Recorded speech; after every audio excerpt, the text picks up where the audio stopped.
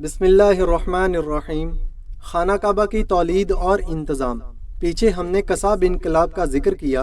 ایک روایت کے مطابق انہی کا لقب قریش تھا، جس کی وجہ سے ان کی آل اولاد کو قریش کہا جانے لگا، جبکہ ایک دوسری روایت کے مطابق کساب انقلاب سے 6 پشت پہلے بنی اسماعیل میں فہر بن مالک ایک بزرگ تھے جن کا لقب قریش تھا۔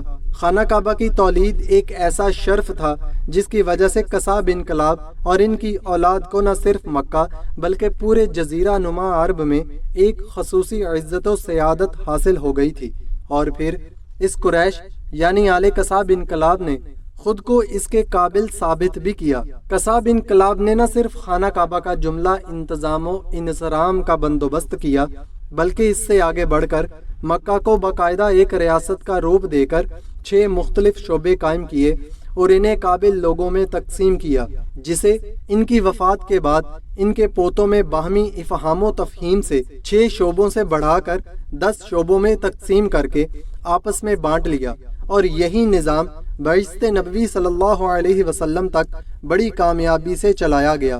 اس تقسیم کے نتیجے میں آپ صلی اللہ علیہ وسلم کے جد امجد حضرت ہاشم کو سقایا یعنی حاجیوں کو پانی پلانے کا کام، عمارت البیت یعنی حرم میں نظام و ضبط قائم رکھنا اور احترام حرم کا خیال رکھنا، اور افاضہ یعنی حج کی قیادت کرنا کی خدمت سونپی گئی، جو ان کے بعد بنو ہاشم کے خاندان میں نسل در نسل چلتی رہیں۔ حضرت ہاشم بن عبد المناف کساب انقلاب کے پوتے تھے، نہایت ہی جلیل القدر بزرگ تھے۔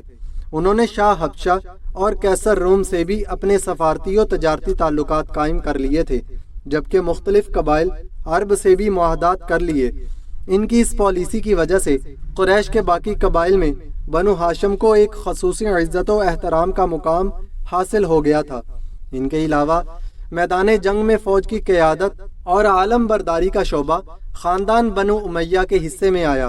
لشکر قریش کا سپہ سالار بنو امیہ سے ہی ہوتا تھا، چنانچہ حرب جو حضرت ہاشم کے بھتیجے بنو امیہ کے بیٹے تھے، ان کو اور ان کے بیٹے حضرت ابو سفیان کو اسی وجہ سے قریش کے لشکر کی قیادت سونپی جاتی تھی، جبکہ حضرت ابو بکر صدیق رضی اللہ تعالی عنہ کے خاندان بنو تیم بن مرہ کو اشناک یعنی دیوانیوں، فوجداری، عدالت، دیت و جرمانے کی وصولی اور تعین کی ذمہ داری سونپی گئی۔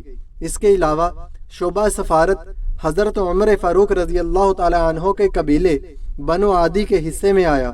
ان کا کام دوسرے قبائل کے ساتھ مذاکرات، معاہدات اور سفارت کاری تھا۔ بنو مخزوم جو حضرت خالد بن ولید رضی اللہ تعالی عنہ کا قبیلہ تھا، ان کے حصے میں قبا و آنا کا شعبہ آیا۔ ان کا کام قومی ضروریات کے لیے مال و اسباب اکٹھا کرنا اور فوجی ساز و سامان اور گھوڑوں کی فراہمی تھا۔ قریش کے گھڑ سوار دستے کا کمانڈر بھی اسی قبیلے سے ہوتا تھا۔ اپنا وقت آنے پر حضرت خالد بن ولید رضی اللہ تعالی عنہ نے مدتوں شاہ سوار دستوں کی کمان نہایت خوش اسلوبی سے سنبھالی۔ اس طرح باقی 5 شعبوں کی ذمہ داری مختلف قبائل قریش کے حوالے کر دی گئی۔ حضرت عبداللہ کی قربانی اور ان کی دیت۔ حضرت ہاشم نے قیصر روم کے ساتھ تجارتی و سفارتی تعلقات قائم کر لیے تھے، چنانچہ اسی سلسلے میں شام کی طرف سفر کے دوران ان کی شادی بنو نجار کی ایک معزز خاتون سلمہ سے ہوئی، مگر بدقسمتی سے اسی سفر کے دوران حضرت ہاشم کا انتقال ہو گیا۔ ان کی وفات کے بعد ان کا ایک بیٹا پیدا ہوا جس کا نام شیبہ رکھا گیا، مگر چونکہ شیبہ کو ان کے چچا مطلب بن عبد المناف نے پالا پوسا تو شیبہ کو عبد المطلب یعنی مطلب کا غلام کہا جانے لگا، اور پھر انہیں تاریخ نے ہمیشہ اسی نام سے یاد رکھا۔ حضرت عبد المطلب بے حد حسین و جمیل، وجیحہ اور شاندار شخصیت کے مالک تھے۔ اللہ نے انہیں بے حد عزت سے نوازا اور وہ قریش مکہ کے اہم ترین سردار بنے۔ ایک مدت تک ان کی اولاد میں ایک ہی بیٹا تھا جن کا نام حارث تھا۔ حضرت عبد المطلب کو بہت خواہش تھی کہ وہ کثیر الاولاد والے ہوں، چنانچہ انہوں نے منت مانی کہ اگر اللہ ان کو 10 بیٹے عطا کرے گا اور وہ سب نوجوانی کی عمر میں پہنچ گئے تو وہ اپنا ایک بیٹا اللہ کی راہ میں قربان کر دیں گے۔ اللہ نے ان کی دعا اور منت کو شرف قبولیت بخشا اور ان کے 10 یا 12 بیٹے پیدا ہوئے، جن میں سے ایک جناب حضرت عبداللہ تھے۔ آپ حضرت عبد المطلب کے سب سے چھوٹے بیٹے تھے اور نہ صرف اپنے والد کے بلکہ پورے خاندان کے بہت چہیتے تھے۔ حضرت عبد المطلب کو ان سے بہت محبت تھی۔ 10 بیٹوں کی پیدائش کے بعد جب تمام کے تمام نوجوانی کی عمر کو پہنچے تو حضرت عبد المطلب کو اپنی منت یاد آئی، چنانچہ وہ اپنے سب بیٹوں کو لے کر حرم کعبہ میں پہنچ گئے۔ جب عربوں کے مخصوص طریقے سے قرآن اندازی کی گئی تو قرہ حضرت عبداللہ کے نام نکلا۔ حضرت عبد المطلب یہ دیکھ کر بہت پریشان ہوئے، کیونکہ شدت محبت کی وجہ سے ان کا دل نہ چاہتا تھا کہ حضرت عبداللہ کو قربان کر دیں، مگر چونکہ وہ منت مان چکے تھے تو اس کی خلاف ورزی بھی نہیں کرنا چاہتے تھے۔ چنانچہ حضرت عبداللہ کو لے کر قربان گاہ کی طرف بڑھے۔ یہ دیکھ کر خاندان بنو ہاشم کے افراد جن کو حضرت عبداللہ سے بہت لگاؤ تھا بہت پریشان ہوئے۔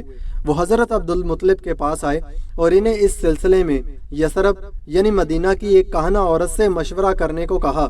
چنانچہ جب اس کہنہ عورت سے رابطہ کیا گیا تو اس نے اس کا حل یہ نکالا کہ حضرت عبداللہ کی جگہ خون بہا ادا کیا جائے۔